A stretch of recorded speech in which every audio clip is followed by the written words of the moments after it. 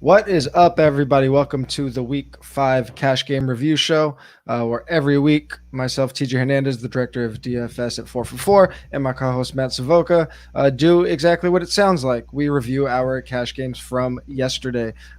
We go over what worked, what didn't work, what we saw in other lineups that would have worked, and I think it's a pretty fun exercise every week that everyone should be doing to improve your game. Before we get into the review today, DFS MVP Cash Game Review is brought to you by SuperDraft Fantasy, the official fantasy partner of Caesars Rewards. DFS MVP listeners get an instant $20 deposit match with their first deposit by using the promo code 4for4. That's the number 4, FOR, the number 4 at registration. Get in now to play the Super 15. It's a game that you've seen memed everywhere, but nobody could play until now. You'll recognize it as soon as you see it, and for the first time, you'll be able to win money playing it. Again, use the code 4for4 on the SuperDraft app for your instant $20 deposit match and try it out for yourself. Anyone who deposits, you must be a new SuperDraft user, gets a free 4for4 t-shirt and is entered to win $444 in cash. Go to 4for4.com/SuperDraft for details. Matt, welcome to the beginning of week 6, end of week 5. I guess we still have one more game, but for main slate DFS purposes, we are on to week 6. How you doing? How was your week? Pretty good. Sunday? Pretty good. Yeah, we're on to week 6 over here. Not fantastic, not terrible, still right on it. But we were talking a little bit before the show where it's a lot easier in for every season if you get like a heater going right in the early part of the season. Obviously, this is a game full of variance, and we're not the sky isn't falling by any means, but it's a 39th percentile finish here. I did end up getting some positive variance in my head-to-heads and some double ups, which is great to see, and that's why we throw out our cash lineups in a smattering of different contests for this exact reason, because I ended up winning a little bit more than 47, actually almost 48% of my head-to-heads and double ups, resulting in a break-even day. Nice. And so from a cash perspective, I'm not crying about anything here. There were some things that definitely worked, some things that I definitely would rethink, but overall 135.98 points. Now it's I was looking at it. It's a 39th percentile finish in the big double up. But one thing I will mention is that people enter their same one cash lineup many times. So if you actually lined up all the lineups on FanDuel this weekend, I think it would be a higher percentile. That's it's a multi-entry, right? Exactly. I wish there was a single entry double up so I could really gauge it against the field. But for our purposes here, that's a fine number to look at. But again, nothing spectacular, but we're on to next week. I mean, the big thing that we had going into the builds, not going into the week, but going into Sunday, was the Dalvin Cook news. We were waiting to see if he would be out, and once he did, I mean, that was the big switch you made. If there was lineups on either site without Madison and Cash, if you didn't get to Madison, I switched it in the 4for4 the content, the cheat sheets and the articles. But again, another reason to be in Discord, to be on Twitter at least, but to be in Discord to know exactly what we're doing. I mean, we were both saying like you just need Madison was the easy play there. Otherwise, besides Madison, what were you looking at in your lineup that was like kind of a lock for you that hit and you expected to? Yeah, I knew that across the industry that Henry Adams was this chalk play that everyone was spending plenty of words and podcast time talking about pivoting around and pivoting against, but in cash games on FanDuel, where there was QB value and wide receiver value galore, there was no getting away from them. And I'm glad to see eating the chalk really worked with Madison and Henry and Adams. And honestly, from that point, there was so much salary left over. It did leave some optionality at the quarterback position, at the other wide receiver positions that I think I would have done over if I had the chance. But still, eating the chalk was really simple. And I'll be honest, this Dalvin Cook situation was trending towards an inactive really all week, in my opinion. And I was building lineups with Madison manually placed at around a projection of 16 or so points since about Thursday night, just assuming that there was at least a 50% chance we were getting this news. And part of that is because I'm on a live show right before lock, and so I need to make the updating of my lineups as easy as possible in these situations. But I think you really could have gone into the weekend with, if you have enough time, even 2 sets of lineups, one with Dalvin active and one with Dalvin inactive. I think this is easy to see.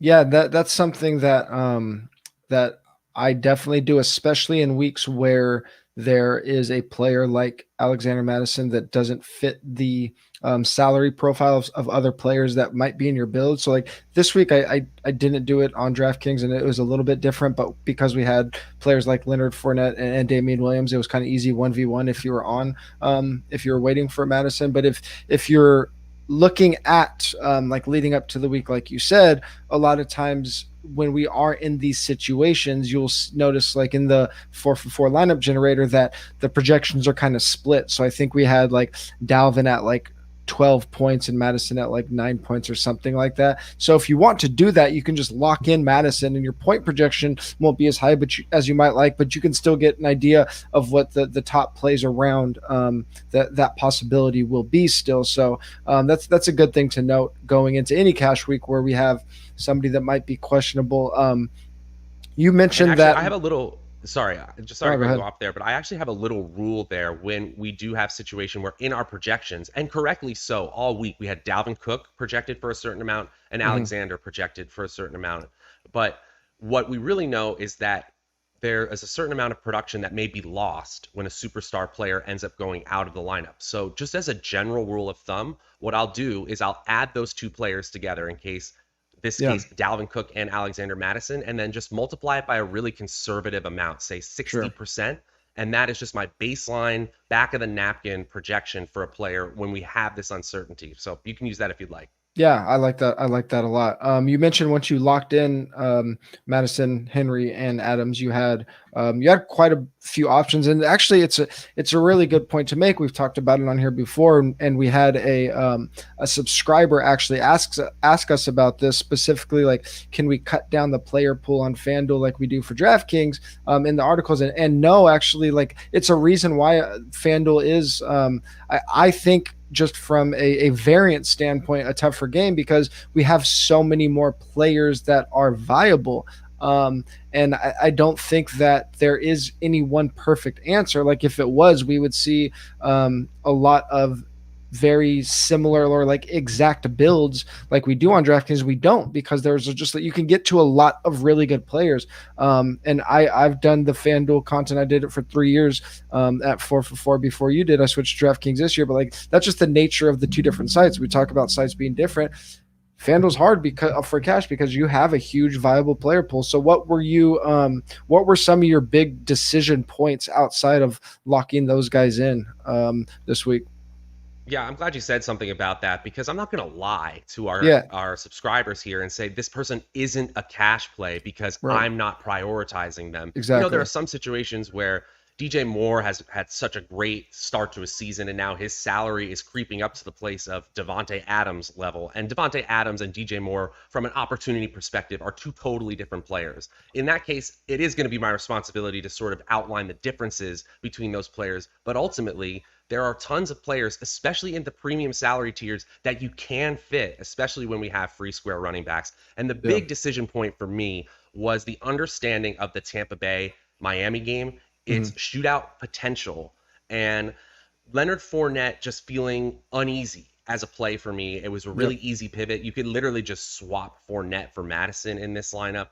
But obviously looking back, he had a huge game. That whole Tampa Bay offense was obviously something you could easily build around, and we saw a lot of winning lineups do that. That's Mhm. something where I really should have seen that coming and built that into my cash game, that game environment into my Mhm. cash game. And the other thing I felt like I missed out on was, the New England defense was just not worth paying up for. They, to be honest, really surprised me coming out flat against Houston, or we could say it the other way. The Houston offense did a little bit more than I was expecting.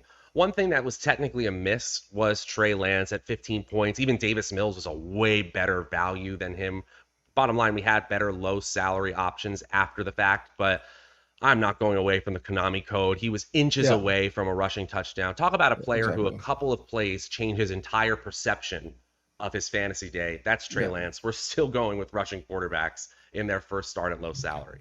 Yeah, I don't think anybody expected Trey Lance to come out and score 30 points, like throw for 2 or 3 touchdowns, 300 yards, right? That's just not what we were rostering him for. We were rostering him for the salary savings and for the rushing. And yeah, like you said, if he gets that touchdown, you're looking at a 22-point day, and still And you're not 22 is paying. the exact number I was trying to hit, like when Yeah, I was looking yeah, at this lineup. So yeah, and you're not. I mean, you're we're taking hits some places when we build lineups. That's the nature of DFS. Like, you're not going to be perfect, and if you are, you should be winning GPPs with those lineups. It's just really hard. We're trying to be well above the average in cash. We're really trying to nail value, and I think he's a really good value play. So. I agree with you there. What about those pass catchers there? Like, were there any other spots you're looking, not just between Waddle and Chenault, because they were I don't think they were bad plays, especially after the Devontae Parker news.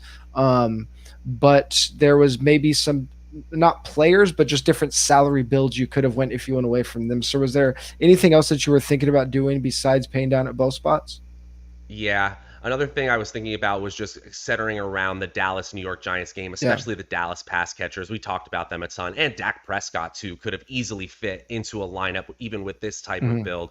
And this is easy to say in hindsight, but a lineup of Adams, Lamb, and Jamar Chase was very easy to fit into a lineup with Henry, Madison, and Fournette. So Right. just talking about all of those players in one lineup, obviously you're getting to the close to the top of the leaderboards there if you had the quarterback pick right. But those were players and game environments that I saw as completely viable for the wide receiver, especially with this Green Bay Packers defense losing Jair Alexander. I don't think the field has really picked up on how bad the Packers secondary is behind those star players. Yeah. And they had more injuries at the end of that game than they started with. So this could be a situation where the Packers, because of their offense and because of that really, really questionable secondary, we could see a lot of shootouts. And Jamar Chase, I mean, what else can you say? The man is just a I know. superstar in the making.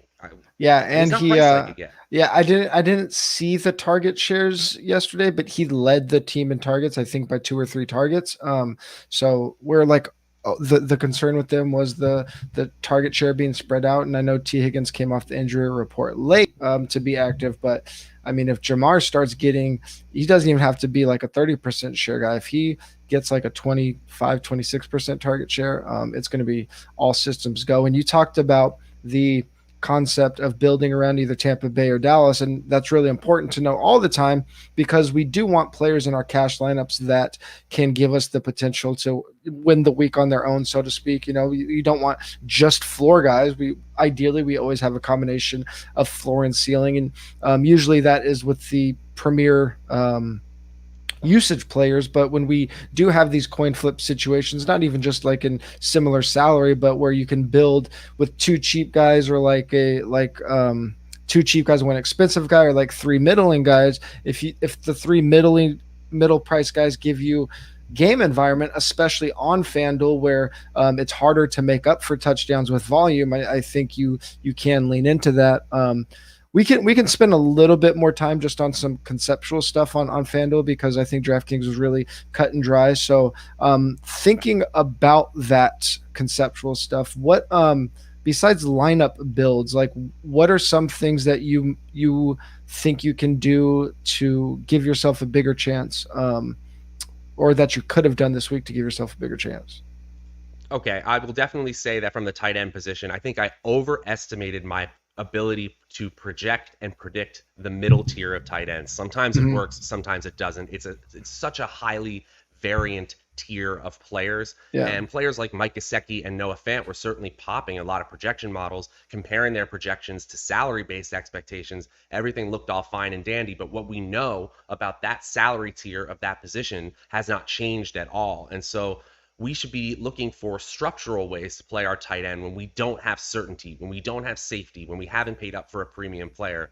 And one of the really easy plays this week was Hunter Henry. Now, a lot of things didn't go correctly with that game script, but we know that correlating our tight end plays, especially towards the middle and bottom tier of salary, with favorites. And now home favorite would be a little bit better than away favorite, but still Yeah. with heavy favorites would be an easy way to get to either Hunter Henry. In this case, Jonnu Smith wasn't as good of a play, but Yeah. just getting to that, I could have done. The other thing I do want to say is I wanted to leave more salary open in the afternoon slate because I was going with that early chalk of Derrick Henry and Devontae Adams. Now, I was kind of bailed out because even in the fourth quarter, I was looking at my late swap options, and with this lineup, it wasn't really strong. The only thing I could really functionally do, unless I was going way off the wall, was switch out Damian Williams with a player like, say, Brandon Ayuk, stack him with Trey Lance and see if I could get a little extra upside. Ultimately, with Devontae Adams and Derrick Henry's extra fourth quarters, I felt a little bit safer just pulling it back and going with Damian Williams. But I limited my ceiling for sure by not playing afternoon wide receivers, which would have let me have more salary to play with. I could have even moved up at quarterback if I would have liked to. So I definitely want to change that for next time with so many good afternoon options. Yeah, and this isn't like saying that we're going to blindly play players because they're afternoon, right? Just to give us outs. But when we're in situations where we're not sure and we're kind of in a coin flip situation, I think there's definitely a huge edge there to be had just because you can give yourself more outs, so to speak, after if you're having a good day or a bad day, or if you have your lineup in some, like you should be. We always talk about putting your lineup in some kind of small GPP or something that's going to give you upside, right? In those situations, I mean, you still need to be like, maybe you're in a position to late swap for first place in a small GPP. You want to be able to do that with your cash lineup. So yeah, giving yourself outs in those situations, it's huge in GPPs, but in cash games, like in those 50-50 spots, I do think giving yourself a late swap opportunity is really huge, especially when we're going to have some of the chalkier players, especially the pass catchers like you're talking about specifically from the Dallas game. We're going to be coming from the latest game of the day, so that's important. Did you have a chance to look at some of the other lineups that finished near the top? I know you had a good week. We didn't have a bad week, but some of the lineups that just kind of like crushed top to bottom and what they were doing. Yeah, I mean, Justin Herbert and Mike Williams stacks certainly did well. And I actually, Eckler did really well as well. Mm-hmm. And I actually had a big single entry lineup that had Herbert, Eckler, and Keenan Allen, who didn't have a bad game at all, but certainly Williams was the better play there. Mm-hmm. And I think the most impressive player on the slate was probably Kadarius Toney. I mean, it took just about every single player to get injured on the Giants for Toney to break out. But what can you say? The man broke OBJ's rookie receiving record in a single game, and he looks electric with the ball in his hands. I mean, I don't want to talk about some of the players that I got visions of when I saw him breaking tackles all over the field because it was darn impressive. And he's doing it on Trayvon Diggs, who is like 8-1 to be the defensive player of the year this year. It was impressive. We're not going to see a game like that every game, and obviously the way he got kicked out isn't something we'll condone, but I don't think there's going to be suspension. That was obviously an amazing play. And we saw enough of him in the broken tackles category and the underlying metrics category to take a chance on him. I feel like that's one I should have seen coming. Other than that, I mean, there was some value with Davis Mills there. The Houston Texans offense just generated a whole lot more fantasy production than anyone would have expected. If you were on them, you were probably going really far because no one else was. Yeah, and from there, we had a lot of chalk hits. So you needed some chalk to get to the very top. Yeah, I mean, the Kadarius Toney play, like, he was a, like, okay cash play in my opinion going into the game. I don't remember what his price was on FanDuel. I'll talk about him a little bit more on DraftKings. But, like, there wasn't, like, guaranteed usage for him that week. So like I don't think it's one of those plays where you're like, how the hell could people play that? You're calling him donkeys because he goes off. Like, I think it was a decent play. I don't think it was a slam dunk play by any means, even though the game did have shootout potential. But I don't hate missing out on Tony. The opportunity probability was on the same level of a player as Jalen Waddle and Laviska Shenault. Yes, we've seen Jalen Waddle get a dozen catches in a game, and Laviska Shenault looked like his role was changing. But were we really that sure? Were we more sure about them than Toney? Yeah, that's really the comparison. Yeah, definitely. I mean, any last thoughts on FanDuel before we move on to DK? No, that's about it. I think we can move on. Yeah. Cool. Let's flip over on to DraftKings where I had a pretty good week, a 70th percentile score, and I think a lot of people were what I thought this is like one of those. This is why DraftKings and FanDuel I think is so different, because FanDuel you have so many options, and like in your case it was probably like a 3v3. If you were on like the Visca Waddle build, it can really change how you're going to build elsewhere because there is so much salary available. On DraftKings, I think this was kind of like separate from the men from the boys week, because I just thought the build was so painfully obvious, especially when we got to the news that Dalvin Cook was out, because it was like the Fournette or Damian Williams question was like I wasn't sure about it. Like I knew Fournette was going to be chalky, and I was probably going to lean into him because I was expecting him to be like, I don't know, maybe 65% in the big like $100 double up or something like that. Obviously, that goes down a little bit when Madison's active. Madison takes a bunch of that ownership.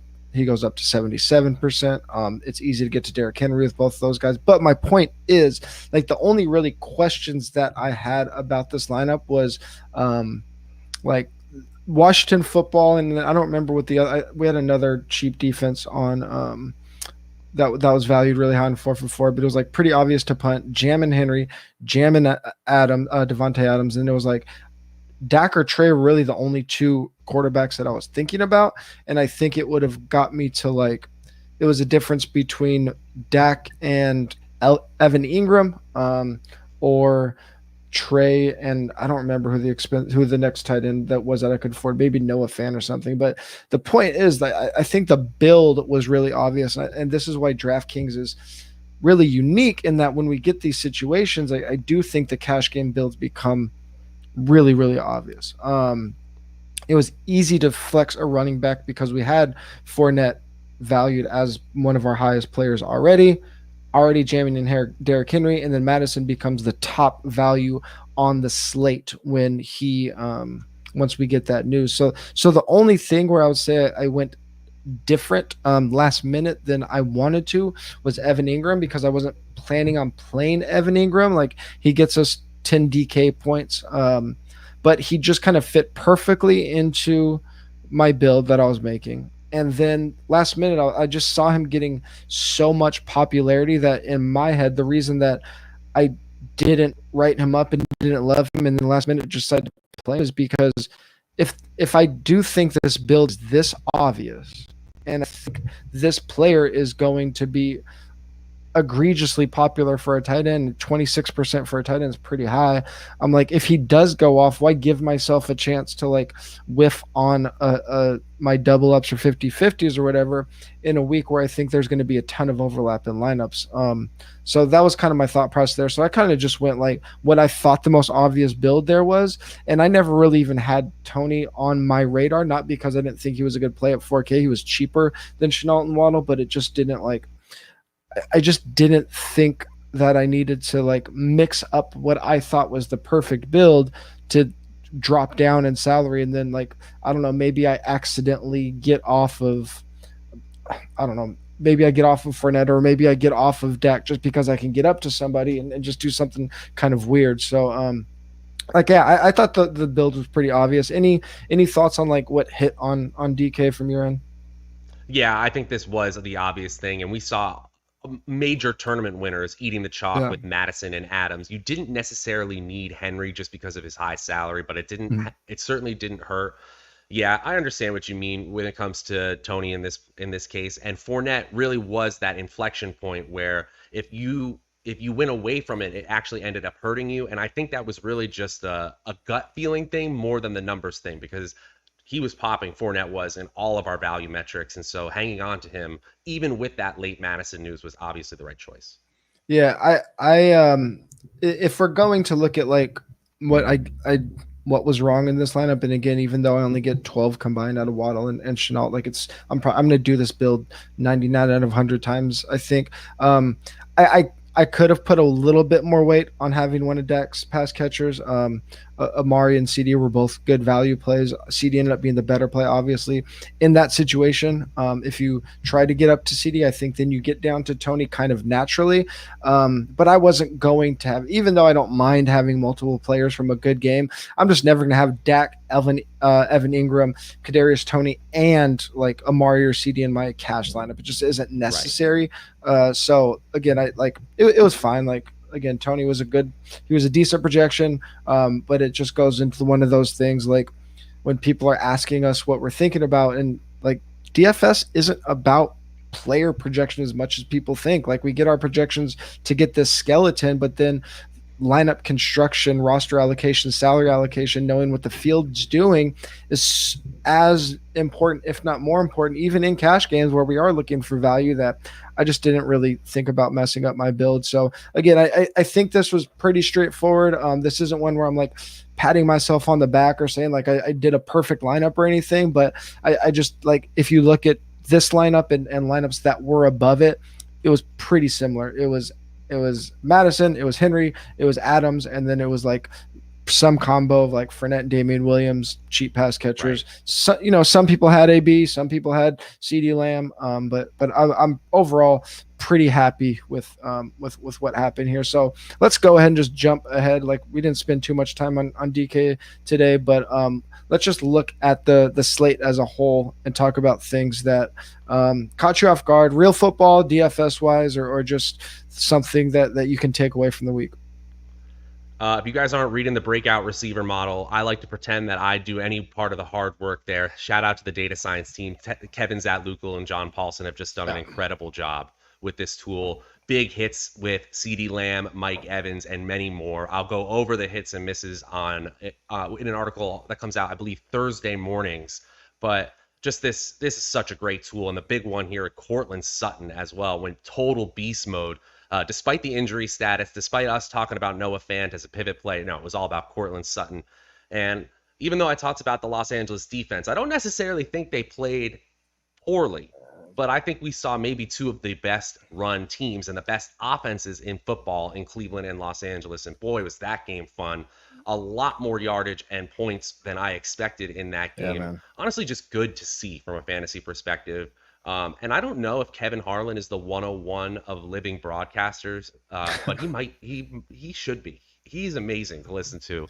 Gus Johnson? Gus Johnson's great. I mean, maybe I'm just an NBA 2K bias is showing because I played a lot of that back in the day, but Harlan is awesome. Yeah, Harlan's awesome. That Nick Chubb run, he's a magnificent. I'm all over it. Yeah, and I mean, I was tilting all game long, just like everyone else, until Shenault had that 58-yard catch that basically saved his entire game. Yeah. That was just wild, the lack of usage. Honestly, I'm looking and I'm seeing that Jamal Agnew had 26.5% of Trevor Lawrence's targets this week. That is top 15 in the league and one above Jamar Chase and two above Tyreek Hill. So that's sane. And I think you're going to talk about it a little further, but I think everyone was surprised at the split between Khalil Herbert and Damian Williams. Mm-hmm. The one stat I will say is that they are just hiding Justin Fields at this point. Crazy. 64% opportunity share combined for Herbert and Damian Williams. If they were one person, that would be one of the most valuable running backs in fantasy. But as two, that's going to be a nightmare to sort out week to week. Yeah, I mean the Damian Williams, like he scored, so we kind of got bailed out. Like he was one of my big leans in GPPs because like I actually ended up playing him with Madison, but like against either Fournette or Madison if you wanted to. He was like one of my big leans, especially against Fournette. So he was like okay, but it wasn't like super surprising that he didn't get 90% of the touches. It was surprising that it was a 50-50 split, like right down the middle. And that wasn't even like after they were ahead big. I think the difference in touches in the first half was 11-7 in favor of Damian, and then it flipped in the second half. So I did get kind of bailed out on that one. And that game just was, I thought I knew that was in the range of outcomes for that game, just low and plotting, and the total wasn't super low, it was like middling, but there's a reason why people were on the other running back from this game, and none of the pass catchers were popping. So like it was like my contrarian play, but I was fine with it. The Chargers and the Browns was one where it just wasn't in my pool this week, and it wasn't like I thought it was a bad spot. It's just you have to plant your flag somewhere every single week, especially when you're like doing what we do, right? So luckily none of them were popular in cash, so it didn't kill us if we were playing cash, which this is what the review is all about. The one that really surprised me is the Vikings, man. They've had 2 weeks in a row where they were expected or in spots to be really good, and week 4 against the Browns, that was a game that everybody was targeting, and both teams didn't show up. Both offenses didn't show up. And then we see what the game flow with the Chargers and the Browns looks like. It's like, okay, so you can have that game script with the Browns. Then the Vikings are playing this horrible Detroit defense, and they're tied for the highest implied point total of the league. Their implied point total and spread actually keeps climbing as the week progresses. And then they put up, what was it, 16 points or 19 points or whatever it was. So they're like, over the last 2 weeks in these great situations, they're like 28th in yards per drive. So it's not like they're moving the ball fantastically and just not punching it in the end zone. They're not putting together very good drives. I don't know what is going on, because they're like an offense that we thought would obviously be low volume passing, high volume running, and efficient, and they're not that. They're just like kind of like middling pass and rush splits and not efficient right now. So I don't know. Cardinals Justin offense Jefferson can't be denied. Well, no. I mean, and he like saved me from having a horrendous GPP day, since he was in some of my lineups. But I just surprised at Vikings, and maybe worried about them. I'm not sure. Cardinals, something to keep an eye on, like the Niners being able to slow them down.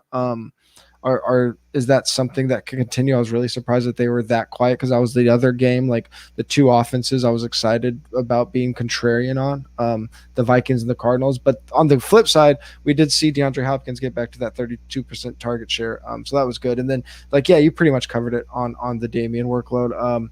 Let's kind of the part that we say is going to get shorter every week, but I think is maybe the most important part. Like, any approach that you want to change going into next week? Yeah, we mentioned it previously, but the big takeaway is giving myself that late swap optionality that we talked about, especially when there are such premium pieces in the afternoon slate, which we've actually seen multiple times and brought it up multiple times, that just the games in the afternoon have lined up so well. And that certainly helps when the Cowboys are always on in the late slate and they're always a shootout potential in waiting.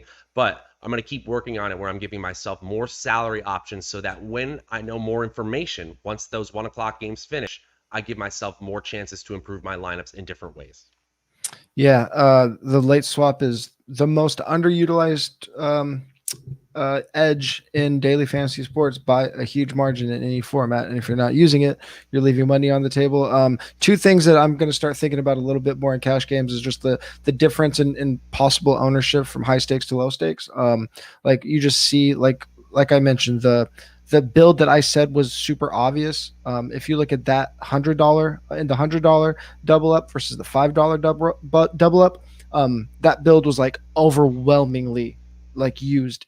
Even though there's 1,000 people in it, still overwhelmingly used. The ownership percentages on the guys that I said were obvious through the roof, and they're still high in the smaller ones, but not as high. So in the lower stakes, just being able to just be like, yeah, this is the best build. I don't even have to think about it. In the higher stakes, just reminding yourself that like somebody might think be 50, 60% owned, they might be at 90% of lineups in the perfect spot. So I don't think you need to get too cute on either scenario.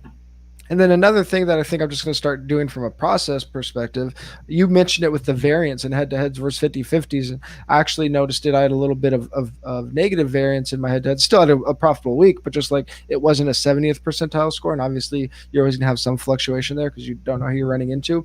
So instead of, ideally, you can game select as best as possible. But if you're playing hundreds of head-to-heads, it's pretty impossible to do it for every single one. So instead of just posting and maxing out every low stakes head-to-head, I think I'm probably going to start allocating some of that money and just game selecting some mid and higher stakes head-to-heads for a percentage of my head-to-heads. Just because I think I think it's worth the time, even if you're only selecting like looking for 20 really good matchups at like, I don't know, whatever level is high for you. I think it's probably worth it. So You yeah. know what? I wonder if there is actually a certain level of added predictability. And I mean that from a lineup perspective, because when you get to higher stakes, you often see people who are, if they're able to spend money on that, they're often able to spend money on tools that we all use, like great Yeah. projections or an optimizer, which leads people to act, which might lead people, I should say, to less off the wall plays that can Yeah. sometimes randomly hurt you in these lower stakes cash games where people are just throwing things at a wall Yeah. sometimes. Yeah, definitely.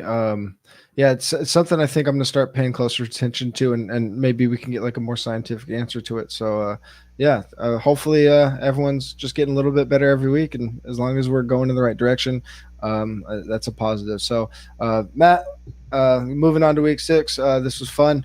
Everybody, if you enjoy us here on YouTube, that make sure you are subscribing to the YouTube channel. Please give this video and the channel a like. Make sure you're checking out our other shows that aren't just on YouTube. DFS MVP every Friday at 3 p.m. Pacific time, 6 p.m. Eastern time. That's on YouTube, and we put out the podcast on all major podcast platforms. The Yahoo DFS Value Show with Matt Harmon. That's myself and Matt Harmon every Saturday on the 4 for 4 podcast feed and the Yahoo podcast feed. GPP Last Look with Jordan Vanek.